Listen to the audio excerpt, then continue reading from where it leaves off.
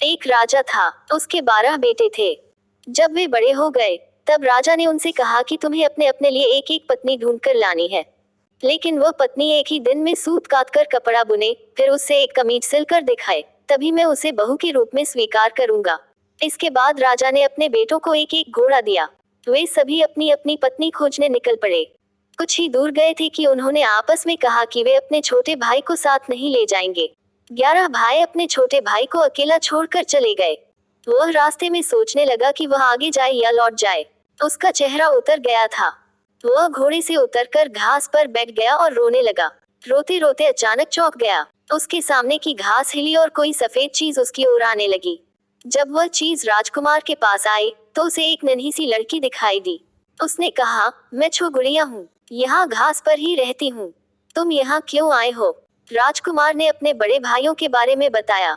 उसने अपने पिता की शर्त के बारे में भी बताया। फिर उसने गुड़िया से पूछा, क्या तुम एक दिन में सूत काटकर कपड़ा बुनकर एक कमीज सिल सकती हो? अगर यह कर दोगी तो मैं तुमसे शादी कर लूंगा।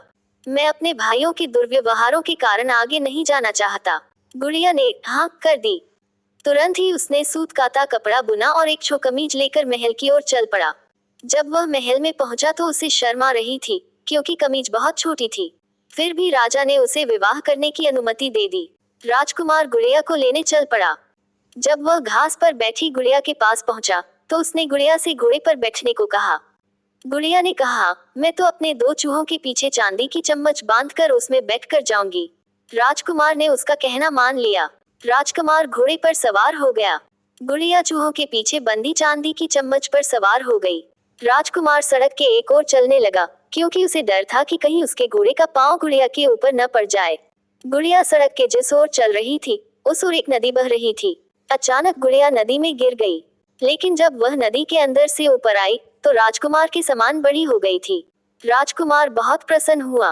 राजकुमार महल में पहुंचा, तो उसके सभी बड़े भाई अपनी अपनी होने वाली पत्नियों के साथ वहां आ चुके थे। लेकिन उसके भाइयों की पत्नियों का न व्यवहार अच्छा था, न ही वे सुंदर थीं। जब उन्होंने अपने भाई की सुंदर पत्नी को देखा, तो वे सभी जल भुन गए।